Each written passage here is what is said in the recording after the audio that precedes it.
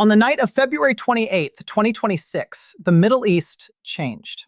At approximately 2:30 in the morning Eastern Time, President Donald Trump posted an 8-minute video to Truth Social, announcing that the United States had begun a major combat operation against Iran. At roughly the same moment, explosions were heard across Tehran. Israeli jets, more than 200 of them, had already been in the air, hitting nearly 500 targets across Iran in the opening hours of a coordinated joint military campaign with American forces. In the first 12 hours alone, the United States and Israel conducted more than 900 strikes.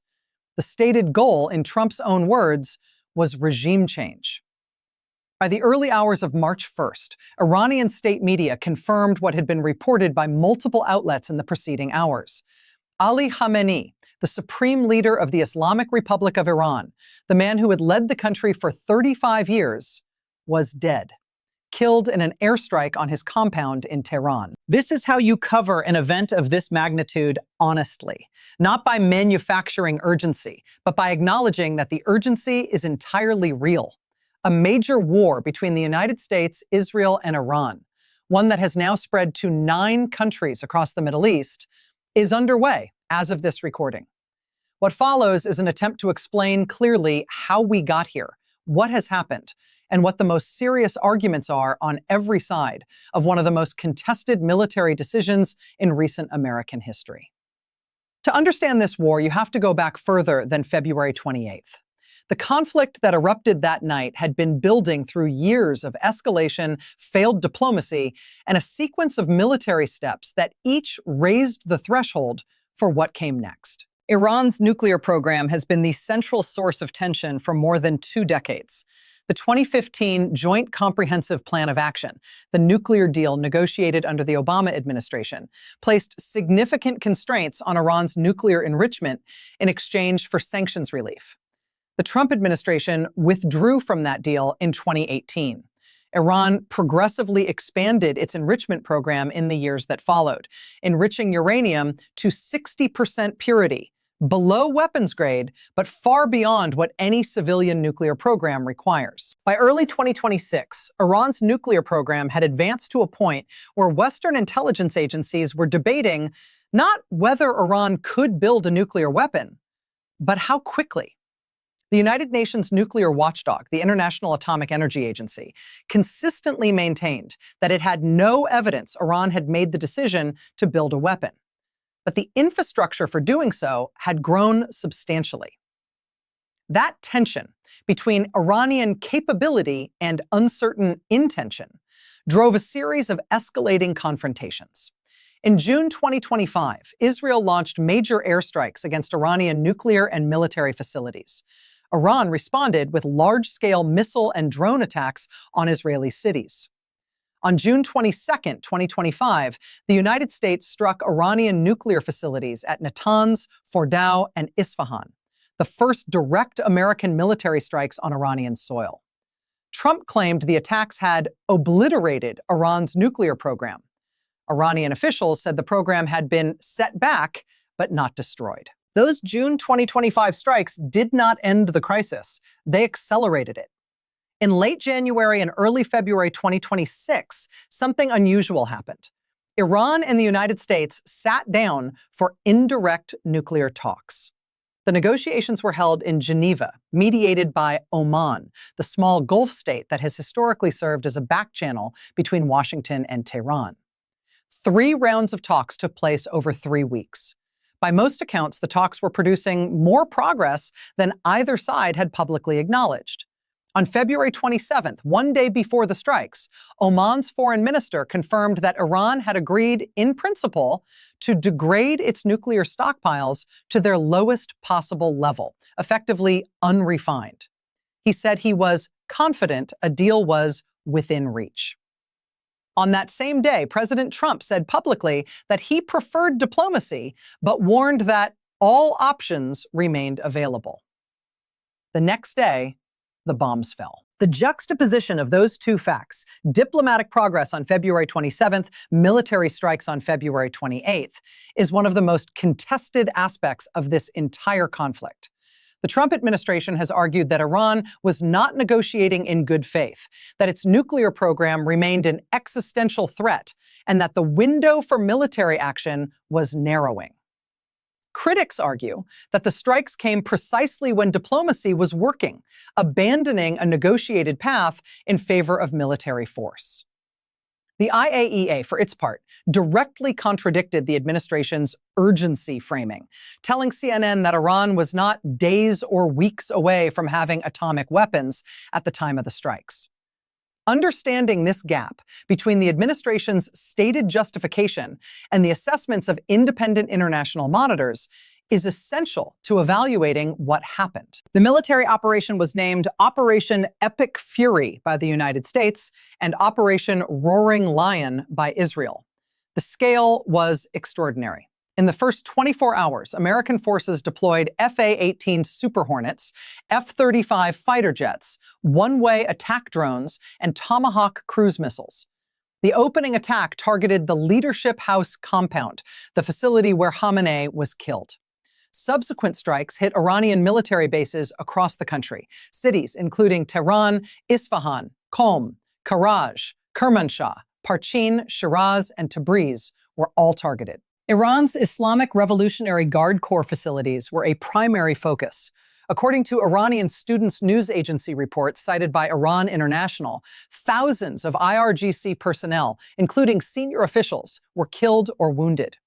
The port city of Bushehr, home to Iran's civilian nuclear reactor, was also struck, though the IAEA confirmed it had found no evidence that nuclear facilities were damaged. Iran itself claimed that one nuclear site had been hit. The conflicting accounts in a country under an internet blackout have not been fully resolved. Beyond leadership and military infrastructure, the strikes hit IRGC intelligence sites, naval headquarters, and, in one of the most contested incidents of the entire conflict, a girls' elementary school in the city of Maddow in southeastern Iran, which Iranian state media reported was located less than 60 meters from a military complex. Iranian authorities reported that approximately 180 children were killed in that strike. The White House, when asked, did not rule out that American forces carried out the attack. CENTCOM confirmed it was investigating. The incident has been described by Iran's foreign ministry as a war crime. As of March 7th, Iran's health ministry reports that more than 1,300 people have been killed in Iran by the U.S.-Israeli strikes. The U.S.-based human rights activists news agency has placed the figure even higher, cautioning that its count is preliminary and that internet restrictions inside Iran are making verification extremely difficult. Iran had long stated that if it were attacked, it would not confine its response to Israel. It kept that promise. Within hours of the opening strikes, Iran launched missiles and drones at Israel. Within days, it had struck U.S. military facilities across the region. The IRGC announced it had conducted attacks on at least 27 bases in the Middle East where American troops are deployed. Iran has launched strikes across 9 countries: Bahrain, Iraq, Jordan, Kuwait, Oman, Qatar, Saudi Arabia, the United Arab Emirates, and Israel. Most attacks were intercepted by U.S. and allied missile defense systems, but not all of them. The U.S. Navy's 5th Fleet headquarters in Bahrain's Jubair area was targeted multiple times. Bahrain's international airport was struck by a drone, causing material damage. Iranian drones struck residential buildings in Manama, Bahrain's capital, killing at least one foreign worker. The United States Embassy in Kuwait was hit by an Iranian missile, prompting Secretary of State Marco Rubio to close it. A strike on a facility in Kuwait killed 20-year-old Army reservist Declan Cody, the first publicly named American fatality of the conflict. As of this recording, the U.S. military has confirmed 6 American deaths. In the UAE, Iran launched 165 ballistic missiles, 541 drones, and 2 cruise missiles. 3 people were killed and 58 were injured. Dubai's airport was targeted. Debris struck the Burj Al Arab hotel. Amazon's data centers in Bahrain and the UAE were damaged by nearby strikes and taken offline. In Iraq, the United States and Israel struck bases housing Popular Mobilization Forces and Kataib Hezbollah, Iranian-backed militias. Iraq's government has condemned the strikes on its soil as a violation of its sovereignty. At sea, the Strait of Hormuz, through which approximately 20% of the world's oil supply transits, has effectively shut down for tanker traffic. Ship owners have halted sailings as the security situation remains unresolved. Oil prices have surged. Asian stock markets have fallen sharply. The White House, when asked when the strait would reopen, declined to give a timeline. On March 6th, reports emerged that Russia had been providing Iran with intelligence on the locations of American warships and aircraft, a direct echo of the North Korea-Russia military partnership that has defined the European theater, now extending into the Middle East conflict. One of the most significant domestic debates generated by this conflict concerns a question that is not purely political. Did the president have the legal authority to launch this war without a vote of Congress? The Constitution is unambiguous on paper. Article 1 grants Congress the exclusive power to declare war. That power has been exercised 11 times in American history, the last time being against Romania in 1942. But the practical history of American military force is a different story. Presidents have used military force abroad hundreds of times without formal declarations of war. Korea, Vietnam, the Gulf War under the first Bush, Libya under Obama, Syria under Trump's first term, all conducted under varying degrees of executive authority. The 1973 War Powers Resolution was passed precisely to address this gap, requiring the president to notify Congress within 48 hours of deploying forces and to obtain authorization within 60 days for continued operations. Trump's White House sent a letter to Congress on March 2nd, describing the notification as consistent with the War Powers Resolution, a framing critics argued was procedurally minimal at best. Legal scholars have been direct in their assessments. Christopher Anders, a constitutional expert, told CNN that Trump violated the Constitution by invading Iran because the Constitution is crystal clear on who has the authority to declare war and commit American service members to battle, and that is Congress alone. The administration's position rests on Article 2, which designates the president as commander-in-chief, authority that successive administrations, Democratic and Republican, have used to justify military action without formal declarations. The congressional response illustrated the limits of legislative power in real time. In the Senate, a bipartisan War Powers Resolution, co-sponsored by Democratic Senator Tim Kaine of Virginia and Republican Senator Rand Paul of Kentucky, requiring the president to obtain congressional authorization for further hostilities, failed 47-53. Senator John Fetterman, a Democrat, voted with Republicans against the measure. The House rejected a parallel resolution 212-219. Even if both resolutions had passed, their practical impact was uncertain. Trump would almost certainly have vetoed any bill limiting his military authority. The votes function primarily as a constitutional statement rather than an operational constraint. Speaker Mike Johnson's framing captured the political tightrope. "We're not at war right now," he told reporters. "We're 4 days into a very specific, clear mission and operation." It was a statement that most observers found difficult to reconcile with the facts on the ground. An honest account of this conflict requires engaging seriously with the arguments made by those who support the military operation, not as a formality, but because those arguments reflect genuine strategic concerns held by a significant number of foreign policy professionals and elected officials. The core case is this: Iran's nuclear program had advanced to a point where the window for preventing a nuclear-armed Iran was closing. The June 2025 strikes had set back but not ended the program. Diplomatic efforts, including the Geneva talks, had not produced a binding agreement. Iran's network of proxy forces across the region, while significantly degraded by Israeli military action since 2023, continued to pose threats to American forces and American allies. And a nuclear-armed Iran, in this argument, represents an existential threat not just to Israel, but to the broader regional security architecture. Supporters also argue that Iran's domestic situation, marked by large-scale anti-government protests in January 2026, significant economic deterioration, and a security crackdown that involved shutting down the internet for more than 2 weeks, indicated a regime whose internal legitimacy was severely weakened, and that this moment represented a narrow window to fundamentally alter the political trajectory of a country whose population had, by many accounts, deep grievances against its own government.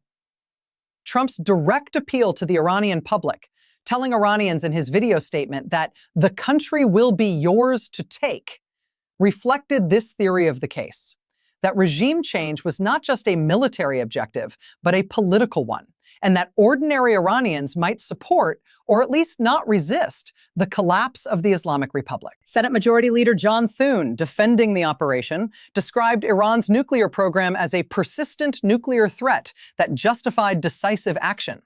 Senator Kevin Cramer argued that the Constitution gives the commander-in-chief a great deal of latitude and power with regard to kinetic action. And the precedent of previous administrations acting without congressional declarations of war was cited repeatedly by administration allies as evidence that Trump had not exceeded established executive authority.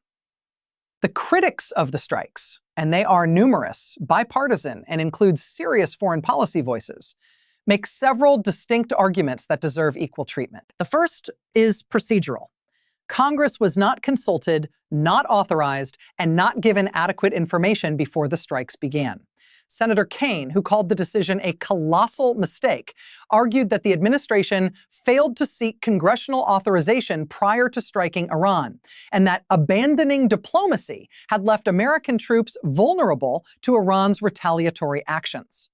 Senator Chris Murphy called it as serious as it gets. This is war and peace, and argued that Congress should refuse to conduct normal business until an authorization for use of military force was placed before the Senate. The second argument is strategic, that the strikes, rather than eliminating the Iranian nuclear threat, may accelerate it.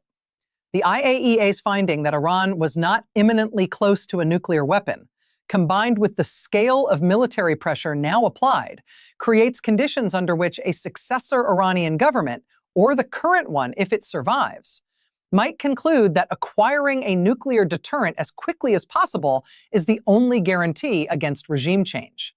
The North Korea precedent is cited explicitly, a country that maintained its nuclear program despite enormous external pressure, ultimately achieved a degree of security that non-nuclear states in similar positions did not. The third argument is humanitarian and legal, that the scale of civilian casualties, and in particular the deaths of approximately 180 children in the Maddow school strike, represent potential violations of international humanitarian law. Iran has called the strikes a war crime. The UN nuclear watchdog chief has engaged directly on the question of nuclear facility safety. And the deaths of civilians across multiple Gulf states from Iranian retaliatory strikes illustrate that the costs of the conflict are being borne not just by Iran and the United States, but by civilian populations across a wide region. The fourth argument concerns regional stability, that by striking Iran without building a regional coalition and without a clear, defined endpoint, the United States has initiated a conflict with uncertain escalation dynamics. Iran's foreign minister told NBC News that the country was confident it could counter a potential U.S. ground invasion, a statement that raises the question of what comes next if the current air campaign does not achieve its stated objectives. Trump himself has said the operation has no time limits and that it has only just begun. The conflict has drawn immediate responses from across the globe. Russia's Vladimir Putin called the killing of Khamenei a cynical murder. On March 6th, reports confirmed that Russia was actively providing Iran with intelligence on American military positions, a development that transforms what might have been a contained U.S.-Iran conflict into something with direct Russian involvement, however indirect in form. Hezbollah, Iran's most significant regional proxy, launched a missile attack on Israel on March 2nd, drawing a fresh wave of Israeli strikes on Lebanon. However, in a notable development, the Lebanese government announced it would ban Hezbollah's military activities and ordered the group to hand over its weapons to the state, a posture reflecting the degree to which Hezbollah's regional position has weakened since the 2024 ceasefire agreement. Hezbollah's response to Iran's calls for assistance has been notably restrained. The Houthis in Yemen condemned the strikes, but have not resumed attacks on Red Sea shipping, a departure from their posture during the 2023-2024 Gaza conflict. Gulf states, Bahrain, Kuwait, Qatar, Saudi Arabia, and the UAE have all been struck by Iranian retaliation and have condemned those attacks, even as they navigate the political complexity of a conflict in which their American security guarantor launched strikes without consulting them, and in which they are now bearing civilian and economic costs. Turkey's NATO air defense systems intercepted an Iranian missile traveling toward Turkish airspace, believed to be the first time NATO forces have intercepted an Iranian missile since the conflict began. The episode raises direct questions about NATO's obligations if Turkish territory or forces sustain damage from Iranian action. Khamenei's death creates a political vacuum at the center of the Iranian state that carries its own profound uncertainties. Under Iran's constitution, the death of the supreme leader triggers an election for a successor by the Assembly of Experts. CIA assessments suggest a hardliner from the IRGC is the most likely outcome. Reports have focused on Mojtaba Khamenei, the late Supreme Leader's son, as the frontrunner, though Trump has said publicly that he finds that choice unacceptable and wants a say in who leads Iran, a statement that has no precedent in the conduct of a sovereign state. Whether a successor government would continue the conflict, seek a negotiated exit, or become more radical in response to military pressure is genuinely unknown. The Council on Foreign Relations senior fellow Ray Takei observed with pointed restraint that bombing a regime into extinction is rarely an effective strategy. The question of what political order follows in Iran, whether the protests of early 2026 translate into a genuine transition, whether the IRGC consolidates power and escalates, or whether the country fractures in ways nobody has adequately planned for, may be the most consequential unknown of the entire conflict. This script has tried to be careful about the distinction between what is confirmed and what is contested. Some things remain genuinely unclear. The full casualty figures on all sides are unconfirmed. Iran's internet blackout, now more than 100 hours in duration, has severely restricted independent reporting. The precise status of Iran's nuclear infrastructure, how much was destroyed, how much remains, and how quickly it could be rebuilt, is disputed between the administration's optimistic claims and independent assessments. The question of whether Russian intelligence support to Iran will translate into operational military cooperation is unresolved. The legal question of presidential war powers remains contested and is likely to move through the courts and Congress for months. And the question that sits beneath all the others, whether this conflict will produce a more stable, safer Middle East or a more dangerous and volatile one, is one that no honest analyst can answer with confidence at this stage. As of March 7th, 2026, the United States is 7 days into what its own defense secretary has described as a war that is only in its, quote, early days. The supreme leader of Iran is dead. American troops have been killed. Civilians across 9 countries have been struck. The Strait of Hormuz is effectively closed. Russia is providing intelligence to Iran. Congress has voted twice and failed to assert its constitutional authority over the conduct of war. And a successor to Khamenei has not yet been named. The decisions made in the coming days and weeks will shape the Middle East and America's role in it for a generation. The arguments about those decisions are serious, contested, and consequential. The people making them, on all sides, deserve to have them examined honestly, with facts rather than fabrication, and with the acknowledgement that events of this magnitude carry moral weight that no dramatic framing can adequately capture. What is certain is that the world has changed since February 28th. What it changes into from here is still being determined.